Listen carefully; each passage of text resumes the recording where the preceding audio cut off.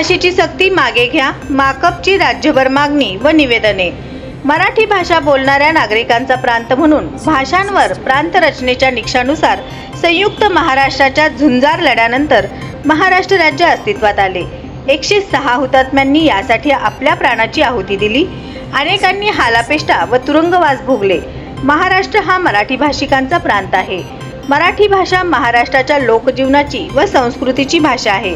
ही भाषा टिकावी व आणखी बहरावी यासाठी महाराष्ट्र सरकार व महाराष्ट्राच्या जनतेने अधिक सजगपणाने काम करण्याची आवश्यकता आहे। मात्र असे असताना महाराष्ट्र सरकारने नुकताच सुरुवातीला त्रैभाषिक धोरणानुसार मराठी प्रांतांमध्ये हिंदी भाषा इयत्ता पहिलीपासून सक्तीची करण्याचा निर्णय घेतला।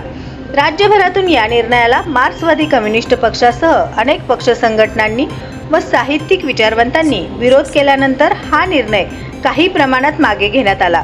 मात्र असे करताना त्रैभाषिक धोरणांतर्गत तिसरी भाषा सक्तीची करत मराठी शाळांमध्ये हिंदी भाषेचे शिक्षक उपलब्ध करून व हिंदी भाषेचीच पाठ्यपुस्तके शाळांमध्ये पोहोचून प्रत्यक्षपणे हिंदी सक्तीची नसताना सुद्धा सोय व उपलब्धता पाहता विद्यार्थी हिंदीचीच निवड करतील अशा प्रकारची परिस्थिती अत्यंत डावपेची पद्धतीने राज्य सरकारने निर्माण केली आहे।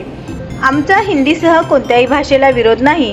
हिंदी किंवा इतर कोणत्याही भाषेबद्दल आमच्या मनामध्ये किंचितही द्वेष भावना नाही। किंबहुना सर्वच भाषांबद्दल मराठी जनतेच्या हृदयामध्ये प्रेमच आहे। मात्र लहान वयातील विद्यार्थ्यांना तीन भाषा शिकण्याची सक्ती केल्याने बाल मनोवैज्ञानिक दृष्टिकोनातून त्यांच्यावर अत्यंत वाईट परिणाम होईल असे तज्ज्ञांचे मत आहे।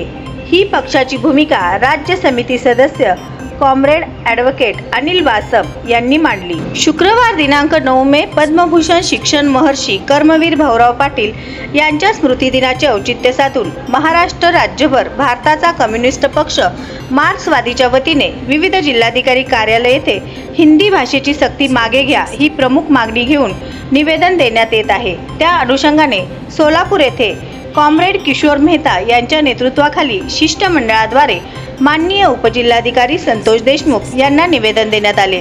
या शिष्टमंडळात पक्षाचे राज्य समिती सदस्य comrade Datta Chavan, advocate comrade Anil Vasam, Bapu Sable, Lingavva Solapure, Deepak Nikambe, Akil Shaikh, Vijay Harsure, Shahabuddin Shaikh, Arun Samal, Waseem Deshmukh, Rafiq Kazi आदींचा समावेश होता।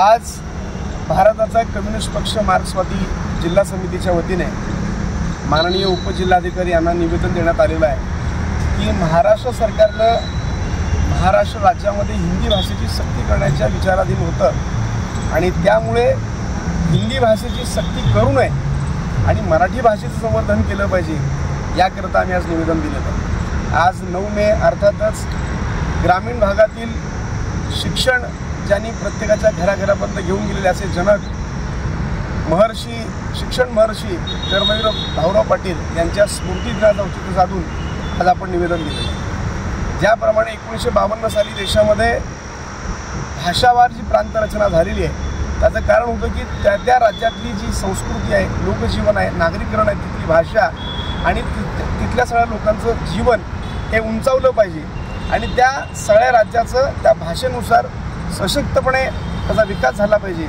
या उद्देशानं त्या ठिकाणी भाषा प्रांतरचना करण्यात आली। परंतु हे सरकार महाराष्ट्रामध्ये हिंदी सक्ती करण्याचा जो काही त्यांनी विचार केलेला होता तो विचार चुकीचा आहे आणि महाराष्ट्रातल्या मराठी माणसाला ते मान्य नाही। म्हणून आम्ही मराठी लोकांच्या भावना, मराठी भाषिकांची भावना या ठिकाणी पक्षाच्या वतीने मांडण्याचा आम्ही प्रयत्न केला। सरकारने आमच्या मागण्या मान्य केलं पाहिजे आणि तो निर्णय तात्काळ घेतला पाहिजे अशा ठिकाणी आम्ही त्या निवेदनामध्ये नमूद केलं।